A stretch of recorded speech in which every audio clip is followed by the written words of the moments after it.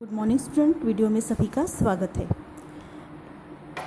मैंने आपको बचेंद्री पाल, जिसका एवरेस्ट मेरी शिखर यात्रा ये लेसन है, इस लेसन के रीडिंग का होमवर्क दिया था। आशा करती हूँ आपने लेसन एक बार फिर से पढ़ा होगा। आज हम इस वीडियो में इस पाठ का वाचन करेंगे। बचेंद्री पाल, आपको पता ही होगा ये नाम, ये भारत की पहली पर्वतारोही मानी जाती है जिन्होंने हिमालय शिखर पर अपने कदम पहली बार रखे थे। तो आइए हम पाठ शुरू करते हैं। बचेंद्री पाल का जन्म उत्तरांचल के चमोली जिले में बंपा गांव में 24 मई 1954 को हुआ। बचेंद्री अपनी मां हंसा देई नेगी और पिता किशन सिंह पाल की तीसरी संतान है। पिता पढ़ाई का खर्च उठाने में असमर्थ थे, अतः बचेंद्री को 8वीं से आगे की पढ़ाई का खर्च सिलाई कढ़ाई करके जुटाना पड़ा। 10वीं पास करने के बाद बचेंद्री के प्रिंसिपल ने उनके पिता को उनकी आगे की पढ़ाई के लिए सहमत किया। बचेंद्री ने ऐसी विषम स्थितियों के बावजूद संस्कृत से एमए और फिर बीएड की शिक्षा हासिल की। लक्ष्य के प्रति इसी समर्पण भाव से इन्हें एवरेस्ट पर विजय पाने वाली पहली भारतीय पर्वतारोही होने का गौरव दिलाया। बचेंद्री को पहाड़ों पर चढ़ने का बड़ा चाव बचपन से ही था।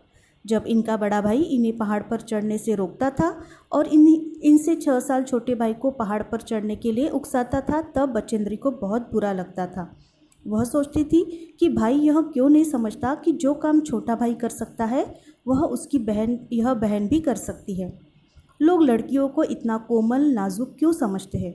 बहरहाल पहाड़ों पर चढ़ने की उनकी इच्छा बचपन में भी पूरी होती रही। चूँकि इनका परिवार साल के कुछ महीने तक एक ऊंचाई वाले गांव में बिताता था और कुछ महीने पहाड़ से नीचे तराई में बसे एक और गांव में, जिस मौसम में परिवार नीचे तराई वाले गांव में आ जाता था, उस महीनों में स्कूल जाने के लिए बचेंद्री को भी 5-6 मील पहाड़ की चढ़ाई चढ़नी और उतरनी पड़ती थी। इधर बचेंद्री की पढ़ाई पूरी हुई, उधर इंडियन माउंटेन फाउंडेशन ने एवरेस्ट अभियान पर जाने का साहस रखने वाली महिलाओं की खोज शुरू की। बचेंद्री इस अभियान दल में शामिल हो गई। ट्रेनिंग के दौरान बचेंद्री 7500 मीटर ऊंची मान चोटी पर सफलतापूर्वक चढ़ी। कई महीनों के अभ्यास के बाद आखिर वह दिन आ ही गया जब उन्होंने एवरेस्ट विजय के लिए प्रयाण किया। बचेंद्री ने एवरेस्ट विजय की अपनी रोमांचक पर्वतारोहण यात्रा का संपूर्ण विवरण स्वयं ही कलमबद्ध किया है। प्रस्तुत अंश उसी विवरण में से लिया गया है। यह रोमहर्षक अंश बचेंद्री के उस अंतिम पड़ाव से शिखर तक पहुंचकर तिरंगा लहराने के पल पल का ब्यौरा बयान करता है। इसे पढ़ते हुए ऐसा लगता है मानो पाठक भी उनके कदम से कदम मिलाता हुआ सभी खतरों को खुद झेलता हुआ एवरेस्ट के शिखर पर जा रहा हो। अब ये जो यहाँ पे पाठ दिया हुआ है आपको, एवरेस्ट मेरी शिखर यात्रा, यहाँ पे बचेंद्री पाल ने किस तरह से हिमालय की चोटी को पार किया और चोटी तक पहुँचे, ये सारा विवरण इस पाठ में उन्होंने खुद लिखा हुआ है। ये उनके ही द्वारा लिखा हुआ पाठ है, अंश है, पाठ का कुछ अंश है। तो आइए हम पाठ शुरू करते हैं। एवरेस्ट मेरी शिखर यात्रा। एवरेस्ट अभियान दल 7 मार्च को दिल्ली से काठमांडू के लिए हवाई जहाज़ से चल दिया। एक मजबूत अग्रिम दल बहुत पहले ही चला गया था, जिससे कि वह हमारे बेस कैंप पहुंचने से पहले दुर्गम हिमपात के रास्ते को साफ कर सके। नमचे बाजार शेरपा लैंड का एक सर्वाधिक महत्वपूर्ण नगरीय क्षेत्र है। अधिकांश शेरपा इसी स्थान तथा यहीं के आसपास के गांव के होते हैं। यह नमचे बाजार ही था जहां से मैंने सर्वप्रथम एवरेस्ट को निहारा, जो नेपालियों में सागर माथा के नाम से प्रसिद्ध है। मुझे यह नाम अच्छा लगा। एवरेस्ट की तरफ गौर से देखते हुए मैंने एक भारी बर्फ का बड़ा प्लूम देखा, जो पर्वत शिखर पर लहराता एक ध्वज सा लग रहा था। मुझे बताया गया कि यह दृश्य शिखर की ऊपरी सतह के आसपास 150 किलोमीटर अथवा इससे भी अधिक की गति से हवा चलने के कारण बनता था, क्योंकि तेज़ हवा से सूखा बर्फ पर्वत पर उड़ता रहता था। बर्फ का यह ध्वज 10 किलोमीटर या इससे भी लंबा हो सकता था। शिखर पर जाने वाली प्रत्येक व्यक्ति को दक्षिण पूर्वी पहाड़ी पर इन तूफानों को झेलना पड़ता था, विशेषकर खराब मौसम में। यह मुझे डराने के लिए काफ़ी था। फिर भी मैं एवरेस्ट के प्रति विचित्र रूप से आकर्षित थी और इसकी कठिनतम चुनौतियों का सामना करना चाहती थी। जब हम 26 मार्च को पेरिस पहुँचे, हमें हिमस्खलन के कारण हुई एक शेरपा कुली की मृत्यु का दुखद समाचार मिला। हिमस्खलन का मतलब होता है जो बर्फ़ है वो धंसती जाती है, खिसकती जाती है, उसे हिमस्खलन कहा जाता है। खुम्बू हिमपात पर जाने वाले अभियान दल के रास्ते के बाईं तरफ सीधी पहाड़ी के धसकने से लोत्से की ओर से एक बहुत बड़ी बर्फ की चट्टान नीचे खिसक आई थी। 16 शेरपा कुलियों के दल में से एक की मृत्यु हो गई और 4 घायल हो गए थे।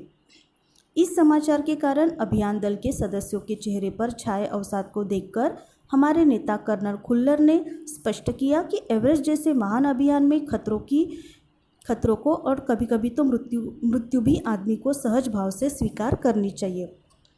उपनेता प्रेमचंद, जो अग्रिम दल का नेतृत्व कर रहे थे, 26 मार्च को पेरिस लौट आए।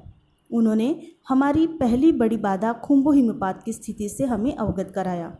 उन्होंने कहा कि उनके दल ने कैंप 1 6000 मीटर जो हिमपात के ठीक ऊपर है वहां तक का रास्ता साफ कर दिया। उन्होंने यह भी बताया कि पुल बनाकर, रस्सियां बांधकर तथा झंडियों से रास्ता चिन्हित कर सभी बड़ी कठिनाइयों का जायजा ले लिया गया है। उन्होंने इस पर भी ध्यान दिलाया कि ग्लेशियर बर्फ की नदी है और बर्फ का गिरना अभी जारी है।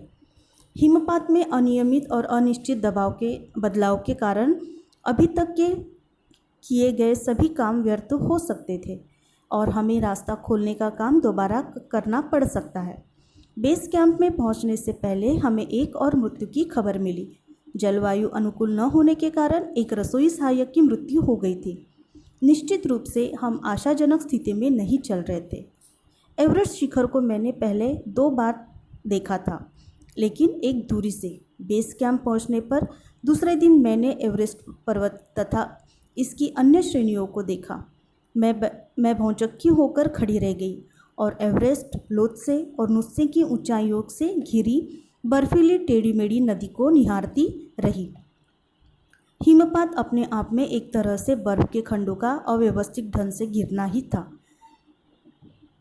हमें बताया गया कि ग्लेशियर के बहने से अक्सर बर्फ में हलचल हो जाती थी, जिससे बड़ी बड़ी बर्फ की चट्टानें तत्काल गिर जाया करती थी और अन्य कारणों से भी अचानक प्रायः खतरनाक स्थिति कारण कर लेती थी। सीधे धरातल पर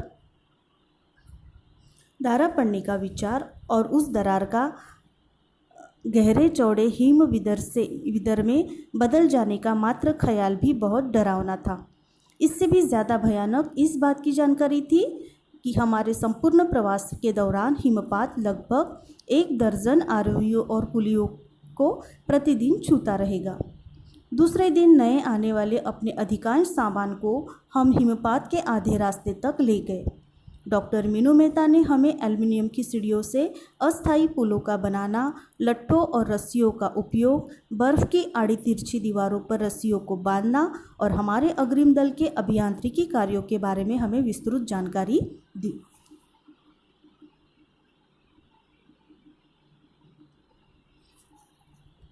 तीसरा दिन हिमपात से कैंप तक सामान ढोकर चढ़ाई का अभ्यास करने के लिए निश्चित था। रीता गोम्बू तथा मैं साथ साथ चढ़ रहे थे। हमारे पास एक वॉकी टॉकी था जिससे हम अपने हर कदम की जानकारी बेस कैंप पर दे रहे थे। कर्नल खुल्लर उस समय खुश हुए जब हमने उन्हें अपने पहुंचने की सूचना दी, क्योंकि कैंप 1 पर पहुंचने वाली केवल हम 2 ही महिलाएं थीं। अंगतोर्जे, लोब्सांग और गगन बिस्सा अंततः साउथ कोल पहुंच गए और 29 अप्रैल को 7900 मीटर पर उन्होंने कैंप 4 लगाया। यह संतोषजनक प्रगति थी। अब ये कैंप 4 में क्या बातें बताई है, इसका वाचन हम अगले वीडियो में करेंगे। यहाँ तक जो बचेंद्री पाल है, इन्होंने कैसे स्थिति का वर्णन किया है, जो एवरेस्ट पे उन्होंने अभियान चलाया था एवरेस्ट पे चढ़ने का, उस स्थिति में क्या क्या बाधाएं आई और उन बाधाओं को उन्होंने कैसे पार किया, इसकी जानकारी हम नेक्स्ट वीडियो में देखेंगे। धन्यवाद।